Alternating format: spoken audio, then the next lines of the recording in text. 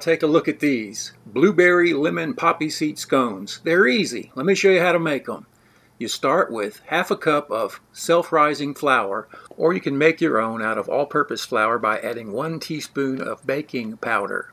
And then you want to add half a cup of lemon poppy seed muffin mix. And then give that a good stir. And you can get that muffin mix in almost any grocery store. It's very inexpensive. Next, we want to get some butter in there. We're going to use 2½ tablespoons, and you want to dice it up about like this. Next, you want to put it in your bowl and give it a little shake. And you could use one of these things, but I really prefer just using my hands. Everyone always suggests that I use a pastry cutter, but this is just as easy for me. And you want to give each one of those pieces of butter a nice squeeze with your fingertips and work it into that flour mixture. You can just keep working it until it gets good and incorporated into the mix. About like that. And then you want to make a little well in the bottom of the bowl and then grab a single serving of blueberry yogurt. Looks like this. And you want to get a spoon and mix it up. Get those blueberries and the yogurt all mixed.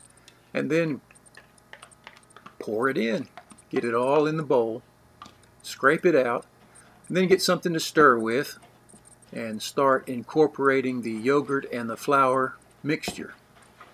And it doesn't come together really well. You have to kind of work it like that. It seems a little dry.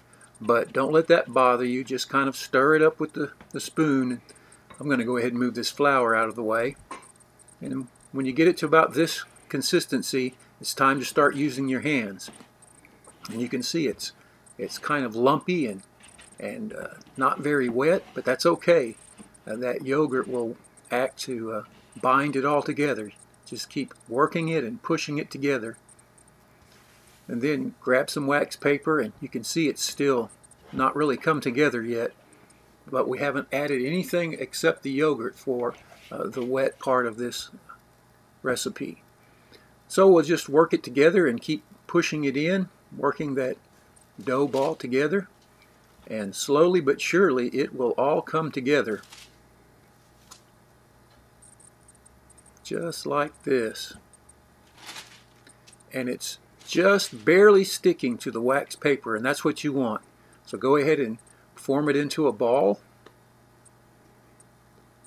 and then put it on your wax paper and begin to press it out to about 3/4 to 1 inch thickness. About like that. Get it nice and round shape. And then you want to take the leftover paper from your butter and go ahead and use that to kind of butter your baking pan, just like that. And then we're going to get a knife and cut this dough into 4 pie-shaped pieces.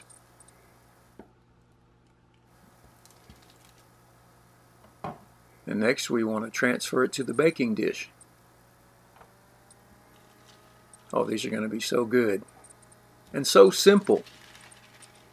It's so simple, it's almost like cheating, but they taste great.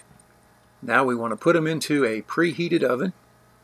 I've got it preheated to 425 degrees. We put that in and set a timer for 14 minutes. And then after 14 minutes, they're done.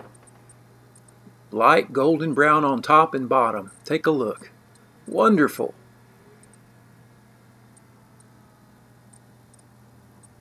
Very nice, very nice.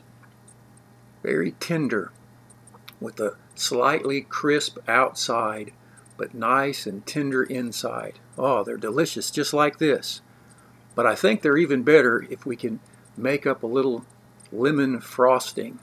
And so to do that, we're going to zest a lemon into some powdered sugar. Got about half a cup of powdered sugar.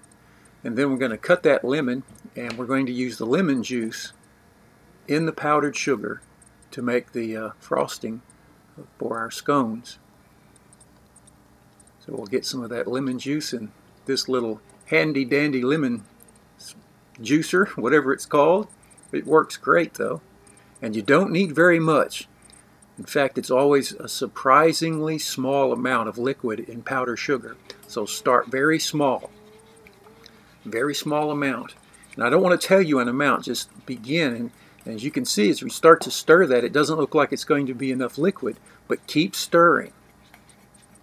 Keep stirring until it all incorporates. And only then do you make your decision whether you need more liquid. So you see it's just starting to become thinner and liquefy and become more like frosting. And just keep stirring, keep stirring. And this is where you decide how thick you want your frosting. If you want it thinner, add just a little bit more lemon. But I think it's about right, so we're going to use it just like that. So we'll get one of those scones and put some of this delicious lemon frosting on. Oh, I really like this stuff. What do you think? It looks pretty good. I really like these with a little coffee for a dessert or an afternoon snack. Oh, take a look at that. Wonderful. Blueberry lemon poppy seed scone. Delicious. Well, thanks for watching. I hope you give these a try. We'll see you next time. Bye now.